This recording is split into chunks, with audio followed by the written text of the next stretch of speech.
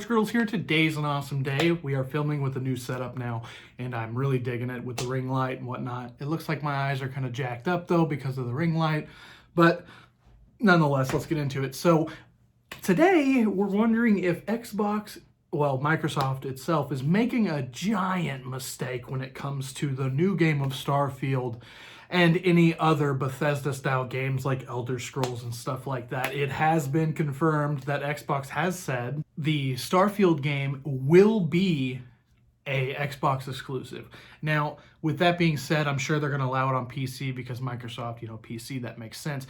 But by taking away the demographic of PlayStation, what they're doing there is they're, like I said in the last video, they're cutting their demographic into 2/3 instead of 3/3, which I don't know about you, but in an economy like we have these days, you kind of need as much financial support in gaming as you can possibly get. And if you're cutting off an entire console of gamers, you're just making a mistake. I don't think that it's going to pay off for them. I'm sure that people who are PlayStation fans are obviously not going to go out and buy an Xbox just to play Starfield, so I think they're going to lose some money on that.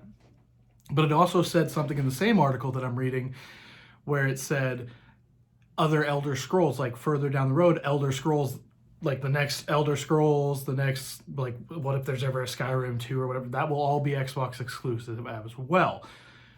That worries me as well because games like Skyrim and Elder Scrolls and games like Starfield, where they're really story-based and really good stories, not allowing the 100% of the population to partake in that, to me is a financial risk that you don't want to do. Now, if they're doing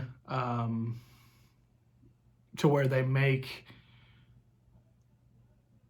where they fund the gaming company to actually create the game, that makes sense. But this time around, we're talking more about Bethesda being bought out by Microsoft, so they didn't fund the game Starfield, like as you could see from our past with Call of Duty, where they make Call of Duty a PlayStation exclusive to get it out the door. So you initially get it sooner as a PlayStation player, or DLC sooner, because PlayStation put money into the game. That makes sense to me because that's like a financial contract. But the merger of two companies and then them going, all right, now never mind on cross-platform or whatever they were gonna do, that's where it's kind of like you're trying to capitalize on becoming the only guys that can do it, but at the same time, it hurts your bottom line now that you own the company. At least whenever PlayStation was doing it with Call of Duty, they didn't own the company. So by them making it to where they get the stuff first, it doesn't hurt their bottom line because they're getting paid. You see what I'm saying? But let's look into this a little further. With that being said, some of the documentation in the same article was talking about, because they did this, what if they're going to do it because now they own Blizzard? And what if they're going to do it to where Call of Duty becomes privatized, where it's only Xbox? Because obviously Microsoft now owns one of the companies that makes Call of Duty. So they have the ability to do that. Now, once again, if you monopolize Call of Duty, you just lost so much money. By how many people are on PlayStation? PlayStation is a very big chunk of the gaming out there. So like, look at it this way. You have this many people on Xbox, this many people on PlayStation, and then you have this many people on PC. The only reason I say it's less is because getting into PC is a lot more expensive for most people if you're going to do it right. So with that being said, big sections. If you're like, nah, fuck that one, let's just go with these two. You just threw out a high majority, and that's a big mistake. I don't think it's going to come back to bite them too bad right off the bat because they're not going to notice the difference. But people at these companies like Bethesda and Activision, they're going to notice this and be like, hey, we're getting less money this year. And they're going to say that the game is to blame. I know that for a fact. Whenever the game starts coming out, like Starfield, when it finally gets released, I bet you, because it doesn't sell as high as they expected, because they cut out the other third of people, they're going to blame the game, not the fact that they kept it as an exclusive. And that's stupid, but it's going to happen. That's how it always goes. Gaming industry, for some reason, the people who make these games, or at least the financial part of them, don't know what to do when they think they're not making any money when they make a mistake like this.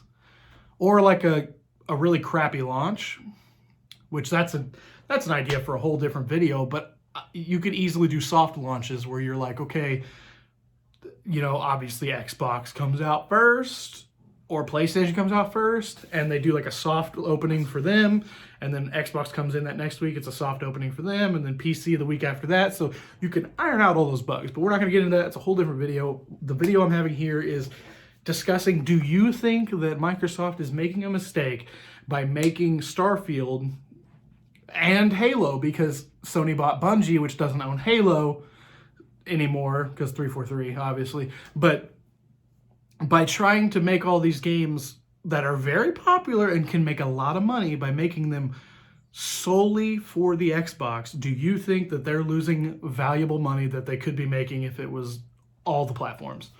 Because I personally think that every game needs to be on every platform. I don't see why they're exclusives. I don't understand it. If Sony made a game, you can make it exclusive. It's your game. You made it. If Microsoft makes the game, by all means, that's you, baby. But if a company, like an external company, which now Bethesda is owned by Microsoft, so I don't know if they're going to keep the name Bethesda, but if when they were by themselves, them having exclusive games just didn't make sense to me, because they don't technically have the same company. You know what I mean? I don't know. Maybe I'm not making any sense. You guys can let me know in the comments down below. That's really all I got for you. I just wanted to kind of rant a little bit and just kind of discuss my thoughts and feelings about the gaming industry, because from whenever I was younger, so like 10 years ago when I was gaming was like this, just a straight line of good games. Every game that came out was really good. Like, I loved every game. And now it's so much about trying to make the most money that they're just doing the same thing every time.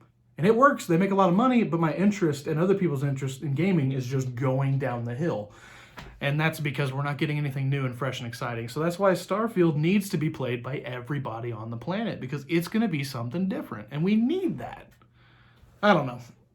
You guys make sure you like, subscribe, do what you got to do. Just be cool about it. Also, let me know down below if you like the new setup.